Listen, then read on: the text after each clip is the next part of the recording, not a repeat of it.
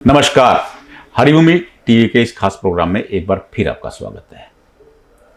चुनाव में महज 24 घंटे बाकी हैं।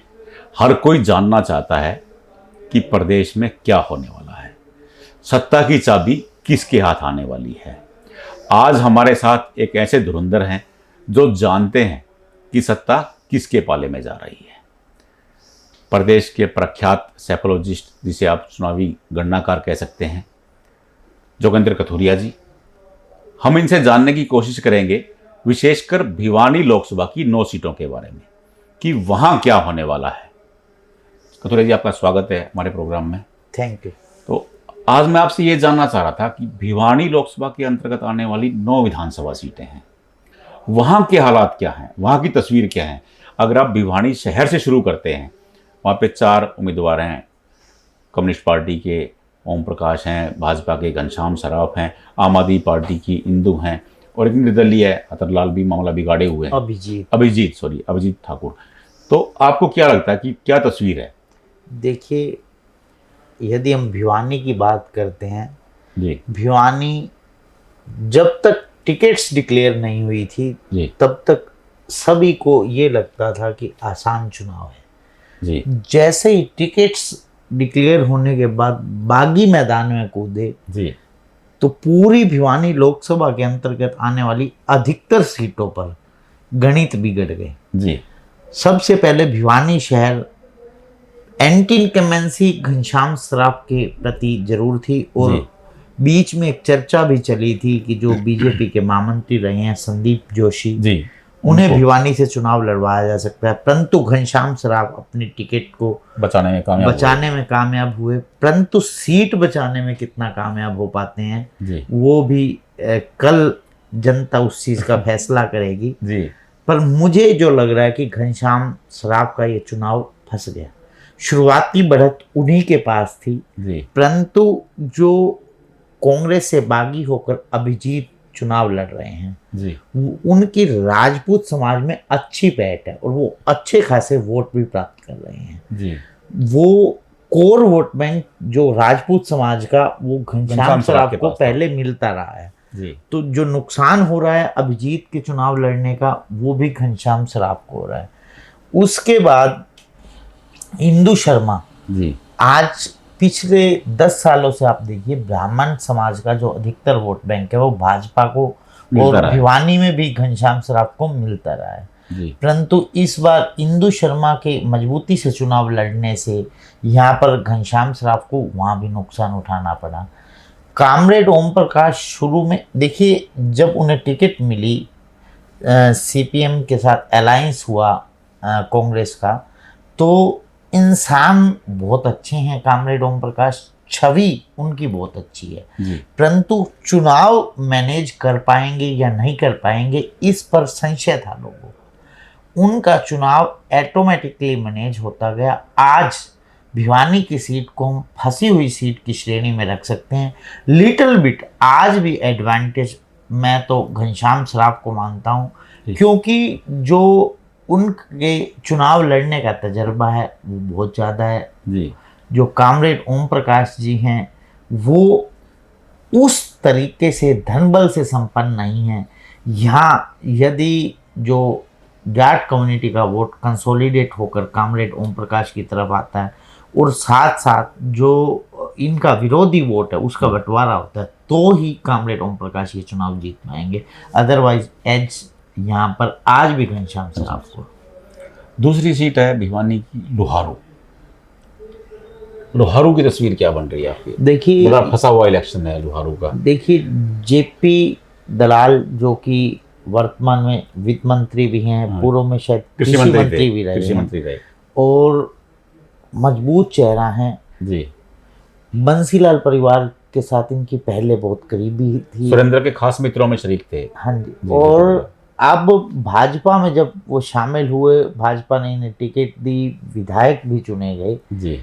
वहाँ पहले बंसीलाल जी के दामाद सोमबीर सिंह लगातार चुनाव लड़ते रहे और वो हारते रहे। इस बार सोमबीर सिंह ने अपनी जो सीट बदल ली और वो बाडरा चले गए और यहाँ पर राजवीर फलाटिया जो बहुत ही समाज सेवी हैं, जी। वहाँ कांग्रेस ने राजवीर फरटिया पर दांव खेला और उन्हें सोमवीर सिंह किसी प्रकार का नुकसान ना पहुंचाएं, इसलिए उन्हें बाडरा में एडजस्ट किया गया। जी। बल्कि बाडरा में जो सोमवीर घोषेला टिकट मांग रहे थे, उन्होंने फिर बागी होकर तेवर वहाँ बना लिया। चुनाव भी जी। लड़ रहे हैं।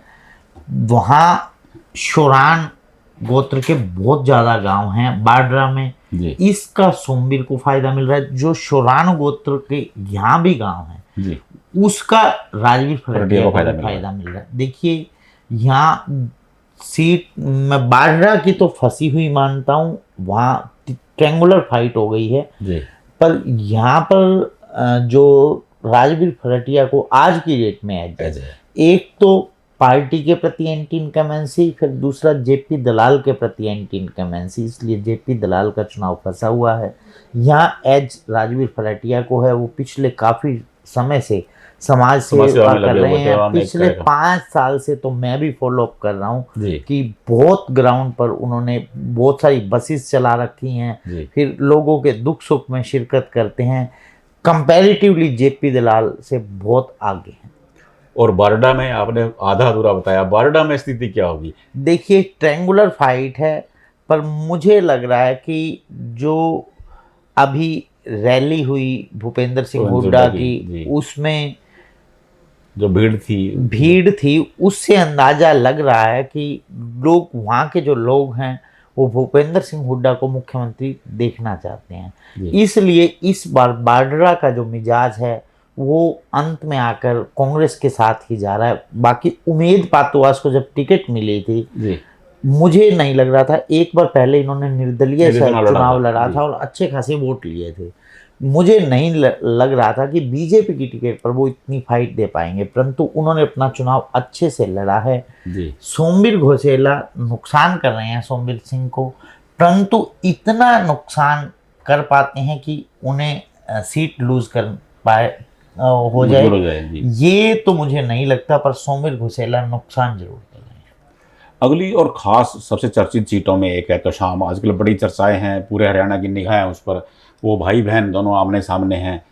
तो तोशाम में क्या लगता है आपको? यहाँ भी जो चाबी है वो शशि रंजन परमार के पास है। शशि रंजन परमार कितने वोट ले पाते हैं? यदि वो 8000 से जितना ऊपर जाते जाएंगे उतना नुकसानदेह होगा श्रुति चौधरी के लिए, क्योंकि जो राजपूत समाज का वोट बैंक है वो कोर वोट बैंक रहा है यहाँ पर। वैसे तो यदि आप देखें तो शाम जो विधानसभा है उसमें केवल 27% जाट मत आता है, परंतु जो बंसीलाल परिवार की लीगेसी है, लगातार किरण चौधरी वहाँ से विधायक बनती आई हैं, एक मुश्त होकर जाट कम्युनिटी का वोट यहाँ अनिरुद्ध चौधरी के पास नहीं आ रहा, उन वोटों का बंटवारा हो रहा है।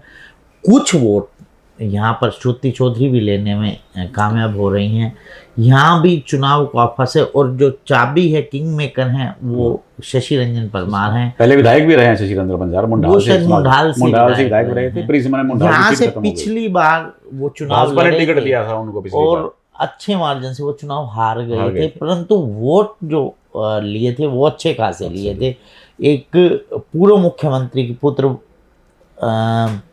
वधु के विरुद्ध इतना चुनाव लड़ना, उनको ऐन मौके पर टिकट दिया गया था। बड़ी चर्चाएं हुई थी कि ऐन मौके पर शशि परमार को तो सामने उतारा गया है। अगली सीट के बारे में बात करेंगे, दादरी की। दादरी में क्या तस्वीर? देखिए, दादरी में कांग्रेस के पास कई चेहरे थे चुनाव लड़ने के लिए।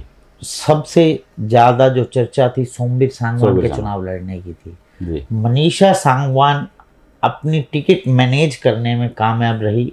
मुझे लग रहा है कि जो मेरे पास सूत्रों के हवाले से खबर मिली, मनीषा सांगवान ऊपर से कोई प्रेशर दिलवाकर अपनी टिकट लेने में कामयाब रही। वैसे दूर की रिश्तेदार हैं ये रणदीप सिंह सुरजेवाला की, परंतु जो डेडिकेशन इनका दीपेंद्र सिंह हुड्डा के प्रति रहा, लगातार उनके हर प्रोग्राम में शिरकत करती रही और लगातार हुड्डा गुट में बनी रही, तो इसलिए भूपेंद्र सिंह हुड्डा ने भी इनका विरोध नहीं किया, टिकट लेने दी। आज उनका चुनाव अजीत फोगाट, जो कि फोगाट खाप के प्रधान हैं, उनके ऊपर आकर टिक गया है। वो नुकसान कर रहे हैं, अच्छे खासे वोट प्राप्त कर रहे हैं। वो जितने ज़्यादा वोट लेते हैं वहाँ पर चुनाव फंसता जाएगा मनीषा सांगवान का। और जो जेलर हैं सुनील सतपाल सांगवान के सुपुत्र सुनील सांगवान हैं, जी, देखिए उनका तो पहला चुनाव है, परंतु उनके पिताजी हाँ लगातार राजनीति के मंझे हुए खिलाड़ी हैं। राजनीति के मंझे हुए खिलाड़ी, बिल्कुल मैं मानता हूँ। जी, पुराने समय में विधायक, शायद मंत्री भी रहे हैं जहाँ तक मुझे ध्यान आ रहा है। जी जी, तो देखिए राजनीति में प्रगाढ़ है। हाँ, एक चीज विशेष तौर पर है, वो जाट मतदाताओं को कितना रिझा पाते हैं। उनका चुनाव भी जाट मतदाताओं पर टिका हुआ है। देखिए जो अदर कम्युनिटीज़ हैं उनमें अच्छी खासी पकड़ है यहाँ पर। वहाँ यादव कम्युनिटी के भी वोट्स हैं, वहाँ पर राजपूत समाज के भी वोट्स हैं, वो उन्हें मिल रहे हैं। जाट मतदाताओं का कितना बिखराव होता है, इस पर आकर उनका चुनाव रुका हुआ है। अगली सीट पे चर्चा करेंगे महेंद्रगढ़ की। टिकटें मिलने के दौरान महेंद्रगढ़ खासा चर्चा में रहा। भाजपा ने रामविलास शर्मा का टिकट काटा, कंवरपाल यादव को मैदान में उतारा। रावदान सिंह पुराने खिलाड़ी हैं, एक संदीप सिंह निर्दलीय बीच में फंसे हुए हैं। महेंद्रगढ़ की तस्वीर कैसी लगती है आपको? देखिए जो संदीप सिंह हैं, 12 गांव जो लोहारू हल्के के तोड़ के इसमें महेंद्रगढ़ में शामिल परिसीमन के दौरान मिले थे, उनमें उनकी अच्छी खासी पकड़ है जी। जहाँ तक मुझे ध्यान आ रहा है उनके पिताजी लोहारू से विधायक बने रहे जी, इसलिए उस क्षेत्र में उनकी बहुत अच्छी पकड़ है। वहीं पे कभी रावदान सिंह की भी पकड़ होती थी यदि संदीप सिंह चुनाव नहीं लड़ते तो। जी, उनके चुनाव लड़ने का सीधा सीधा नुकसान रावदान सिंह को हो रहा है। फिर भी रावदान सिंह फाइट में बने हुए हैं, उसका एक कारण है। जो ब्राह्मण वोट बैंक नाराज हुआ रामविलास शर्मा के टिकट कटने से, उसका बड़ा हिस्सा यदि सुरेंद्र कौशिक जो INLD BSP के उम्मीदवार हैं उधर चला जाता है तो यहाँ पर नुकसान होगा रावदान सिंह को।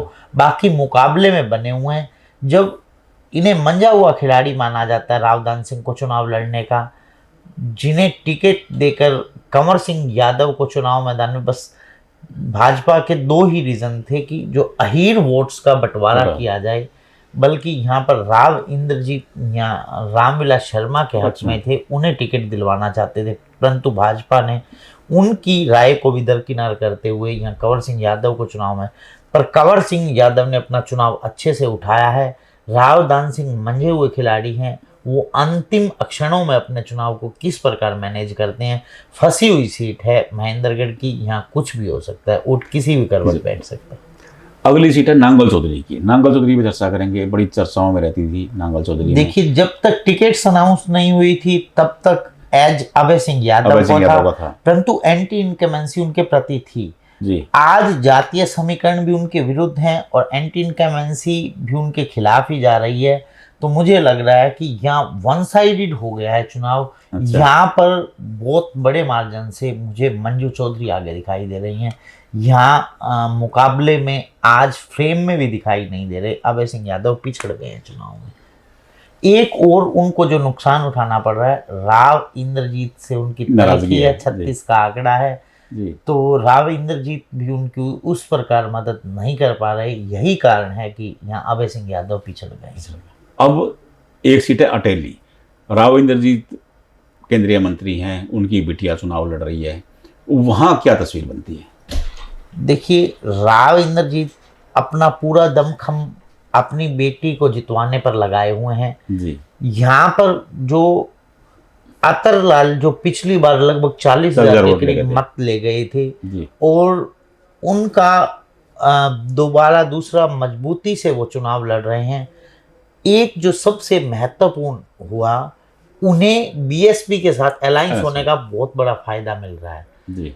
यहाँ पर तीनों ही प्रत्याशी अपने आप में मजबूत हैं, पर मुझे लग रहा है कि साख दांव पर है। राव इंद्रजीत एडी चोटी का जोर लगा देंगे अपनी बेटी को जितवाने लगाए हुए हैं, वो तो लगातार वहीं कैंपेन किए हुए हैं। ठीक है, अंतिम क्षण तक वहां डटे रहेंगे, पर उनकी बेटी का अटेली से चुनाव लड़ने का सीधा सीधा नुकसान भाजपा को पूरी अहिरवाल बेल्ट में उठाना पड़ रहा है जी। वो अटेली से बाहर ही नहीं निकल पाए, इसी का नुकसान उन्हें पूरी अहीर बेल्ट में भाजपा को हो रहा है। जितनी सीट्स भाजपा को पिछली बार अहीर बेल्ट में मिली थी उससे घट रही हैं। जी। ये आरती राव के चुनाव लड़ने का नुकसान सीधा सीधा भाजपा को उठाना पड़ रहा है। ये था भिवानी की 9 सीटों का हाल। हमने आपको हर सीट पर बताया कि किस सीट पर क्या होने वाला है, परिणाम क्या होगा। अगले प्रोग्राम में अगले लोकसभा सीट के पर चर्चा करेंगे। तब तक के लिए नमस्कार।